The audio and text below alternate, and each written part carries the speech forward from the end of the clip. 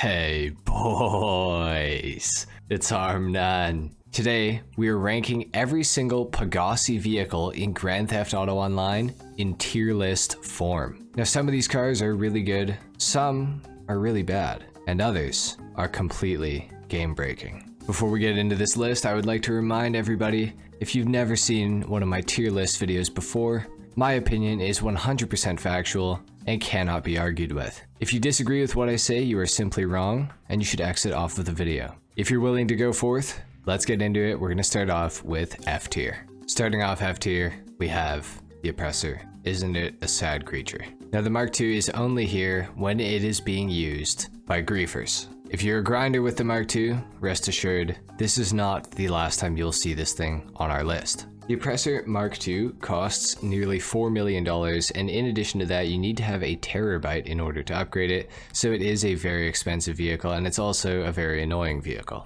Now before you start crying, Tesseract fans, I know, it's a very hard time right now. This thing is completely deserving of being here. I hate the Tesseract mostly because it's awful, but also because it's electric. The things that really make me mad about this vehicle are, well, the handling is completely god-awful. It has those plastic trays you get at any, well, less than ideal restaurant underneath the rear wheels. I'm pretty convinced, at least that's sure what it feels like. And before you comment that I just don't know how to drive, you're wrong. Yes, it's cool futuristic Lamborghini car, but that's really all it's got going for it. Let's move on to the next vehicle. Next up, we have the Fagio Sport and the Fagio Mod. Now for some reason, these are Pagassi vehicles, but the regular Fagio is a Principe. Now I'm not really sure how this works, but apparently that is the truth. I was very curious about that. I know that these things are memed on in the community. Haha, funny, slow moped bike, But the reality is these things are absolutely awful in every single way, and I know they're not supposed to be good. This is a tier list of the best vehicles, so were you really expecting these to be any higher? No, absolutely not. Let's get rid of it right now. There we go, much better. That's a much better sight. I like that a lot. Next up, we have the Pagassi Fcr 1000 and the Fcr 1000 Custom. These bikes are, well, slightly underwhelming. They're not very great, and they cost 135 grand in order to start with that bike, and then to upgrade it to the Custom, it costs another bunch of money. Kind of a cool looking bike, but other than that, the performance isn't that great, and really, I mean, if you like it, you like it, but keep in mind, I'm right and you're wrong. Yeah, these things are getting ranked in F tier. On to the last vehicle of F tier. Next up, we have the Pagassi Torero in F tier. Somehow they made this thing's handling even worse than the Tesseract, which is, I don't know how you even do that, but hey, they managed it for the Torero, boys. This thing goes for almost $1 million, and for that price, it's just not a very good vehicle.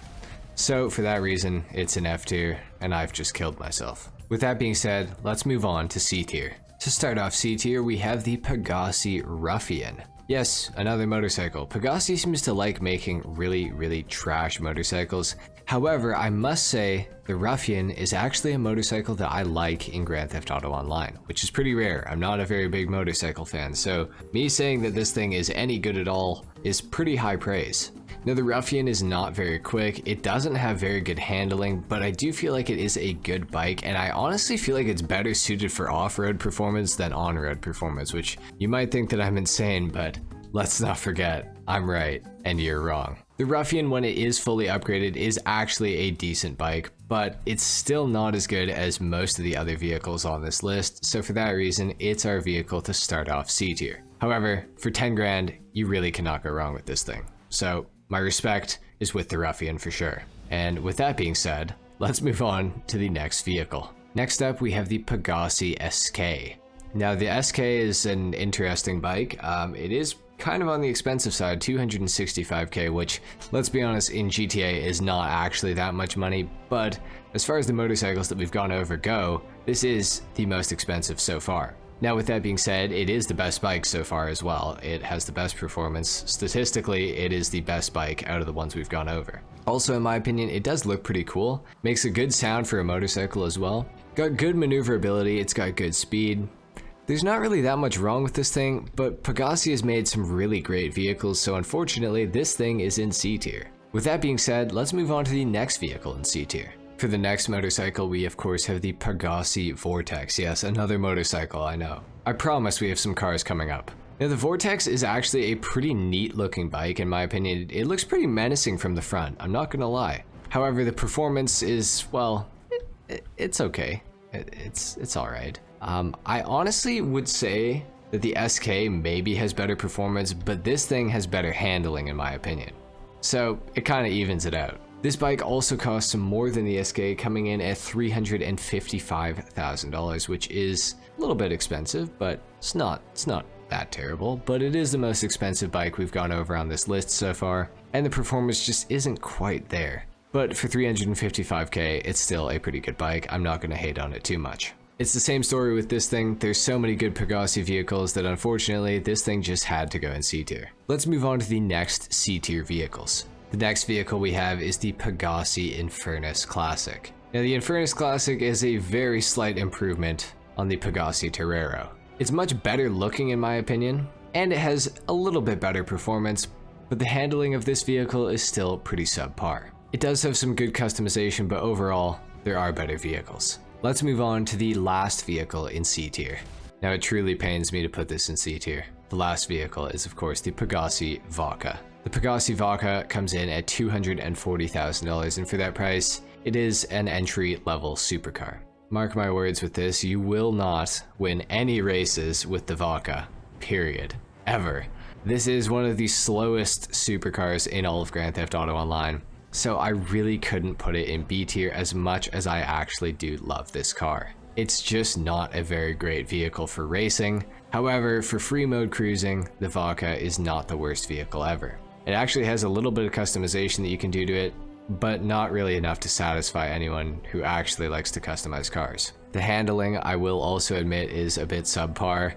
The acceleration is not that great, and the top speed is not that great either. Overall, the Vodka is almost B tier, but just not quite there. It's a true shame. I love the Vodka, but here we are at the end of C tier. Next up, we have a vehicle that very, very narrowly escaped C tier. It is, of course, the Pagassi Monroe. Now the reason that this thing is not in C tier is because it is based off of the Lamborghini Miura in real life, which is one of the best looking cars ever made in my opinion. And it was also one of the first hits that Lamborghini ever had. Lamborghini made a few cars before the Miura, but none of them really caught on. The Miura is really where Lamborghini got in their stride. Outside of real life, the Monroe is actually a pretty decent car in GTA Online. You're not going to win any races with this thing, but the performance is better than the Vodkas overall, I would say. The handling, in my opinion, is actually very good on the Monroe, especially considering that this thing does not have any spoiler options. The acceleration is also good, and the car sounds fantastic. It has an okay top speed, and it's just a great looking car. Overall, the Monroe has made it to B tier. Next up in B tier, we have the Pagassi Reaper. Now, apart from the performance of this vehicle, everything else is pretty damn good. The Reaper, in my opinion, is one of the better looking Pagassi cars in the entire game, but it just didn't quite make it. Like, it's such a good car, but the performance just isn't quite there. And on top of that, the looks are good, but they're not quite right. I don't know how to describe what I'm talking about. I'm sure that some of you guys at least will be able to figure out what I mean. The Reaper is a good looking car, but there's some things about it that don't quite sit right with me. I'm not really sure how to put my finger on it, but the overall shape of the vehicle is just not quite right. Another flaw with the Reaper, in my opinion, is that it is rear-wheel drive only, which I know Lamborghini does make rear-wheel drive cars occasionally, but usually the rear-wheel drive version is a more special edition of a vehicle. I think that if the Reaper was all-wheel drive, this car would have fared much better in online, but this was sort of before Rockstar was really in their stride of making Pagassi vehicles that really resemble Lamborghinis in real life. Like I said with several other vehicles in C tier, I really do like the Reaper, but unfortunately it does have to be in B tier because there are just so many good Pagassi vehicles. Let's move on to the next one. Next up, we have the Oppressor Mark Ii.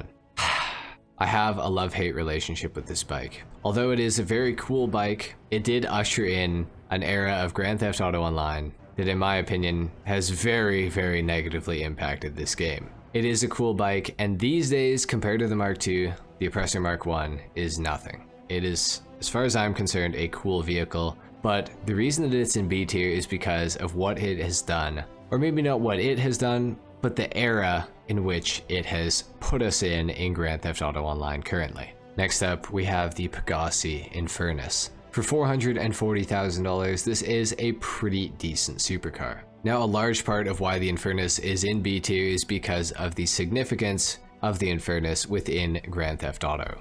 Obviously, a lot of people know this thing from Grand Theft Auto 4. The Infernus is kind of a staple of the franchise. I think that everybody knows about the Infernus, whether you've just started playing Grand Theft Auto 5 or whether you've been playing for 10 years, which that's almost how long GTA 5's been out for, but you guys get what I mean. You know, you've seen this thing before. Now, the Infernus doesn't necessarily have the greatest performance ever, but it's not the worst either. This thing is all-wheel drive. It has a very, very quick launch. It sounds pretty good. It's got a little bit of customization. Overall, the Infernus is just a classic vehicle in Grand Theft Auto Online. For that reason, it's in B tier. Let's move on to the last vehicle of B tier. Next up, the Speeder. Pagassi Speeder. Pagassi makes a boat. Now, the Speeder gets an automatic buy to the top of B tier because it's pretty cool. Pagassi pretty much makes every type of vehicle in Grand Theft Auto Online. Whether it's a flying rocket bike, a crazy supercar, motorbike, or a terrible sports classic car, of course they also do make a boat. Now, the boat is not really anything special, but it is of course a boat, so, well, I mean, when, you know, obviously it's got to be in B tier, at least, at the top of B tier. The Speeder is actually pretty quick in the water, probably not going to win you any races, but still, who cares? Who does boat races anyways? If you're whipping a boat in GTA, it's because, well, you're probably bored. Gotta get to your Kasatka maybe, or your yacht. Overall, the Speeder is very, very cool. With all of that being said, let's move on to A tier. Starting off A tier, we have the Pagassi Osiris, a very, very cool car. A tier is really where Pagassi starts to step into their own and start making some really, really amazing vehicles. And the Osiris is of course one of them. This thing is all-wheel drive, it has fantastic handling, it has some pretty great customization options. Overall, it's a fantastic supercar. Unfortunately, it's not at the top of the supercars class, so you're not going to win any races with this thing, but for free mode, it is an absolutely awesome vehicle. Sounds great, handles great, accelerates well, has decent top speed. There's nothing to dislike about this car. With that being said, let's move on to the next vehicle in A tier. Next up, we have the Pagassi Zeruso. Now, the Zeruso is actually a top 10 fastest supercar in all of Grand Theft Auto Online for circuit racing, which is pretty impressive, I have to say. Now, I can't honestly say that I've ever really been a huge fan of the Zeruso. I think that the Zeruso would be a lot better if it was all-wheel drive. Unfortunately, it's only rear-wheel drive, or at least it really feels like it. I'm also not a huge fan of this car's looks. Like, in my opinion, it looks great, but it also looks weird. I don't know how to describe it exactly, but it's kind of like the Reaper, where like I like it, but I don't. I'm not really sure how to feel about it. But regardless of that, it has great acceleration. It has very good handling. It's got a pretty decent top speed, good customization. There's really not much to dislike about this car, and for that reason, it's an A tier. Let's move on to the next vehicle. Next up, we have the Pagassi Botti 801 or the 801RR. This here is the 801RR. They have identical performance, but they're both fantastic bikes. This thing only costs $15,000, and it is the 5th fastest bike in the entire game around a circuit, which is absolutely insane considering that this thing is only $15,000. The Botti 801 is a favorite amongst almost anyone in Grand Theft Auto Online who is a fan of bikes. In my opinion, the Botti is one of the best bang for your buck vehicles there are in the entire game, if not the best bang for your buck vehicle. With that being said, it didn't quite make it into S tier because, like I've said a few times before in this video, Pagassi has some very awesome vehicles overall. The final vehicle of A tier is the Ignis and the weaponized Ignis, if you have access to it. Now I can hear you screaming and crying because the Ignis is a fantastic vehicle. I completely agree. It's actually one of my favorite Pagassi vehicles in the entire game. So you're probably wondering, well, HarmNone, why is it an A tier, not S tier? I have the answer for you, because I said so. I love the Ignis. I think it's a fantastic car. My customization on this thing is one of my favorite customizations I've ever done on any car in Grand Theft Auto Online ever. The performance of this vehicle is also fantastic. This is the 6th fastest supercar around a circuit in Grand Theft Auto Online. It has awesome handling, it has great acceleration, but what it doesn't have is a super great top speed, and it is also very, very expensive. Coming in at $2.8 million. Now, I'm not saying it's the most expensive car ever, it's not, there's definitely more expensive ones. Hell, even the Oppressor is more expensive than this thing, which actually that completely makes sense, but the Ignis is great, the weaponized Ignis is great too, and realistically, they probably should be in S tier, but I didn't want to only have 3 vehicles in A tier, so I figured I'd have some controversy in the video. I'd put the Ignis in A tier. Secretly though, the Ignis is actually an S tier. We ended A tier after the body, I just didn't say so. This whole time, I was just messing with you. Next up, we have the Oppressor Mark II, when it's not being used by a griefer. The Mark II is actually a very, very useful and very respectable vehicle when it's not being used by the scum of Grand Theft Auto Online. Unfortunately, there's a lot of those. If you use the Mark II for grinding, it is a completely respectable vehicle and definitely one of the best in all of Grand Theft Auto Online. Now, I bought an Oppressor just for this video. I've sold this thing I don't know how many times for other videos.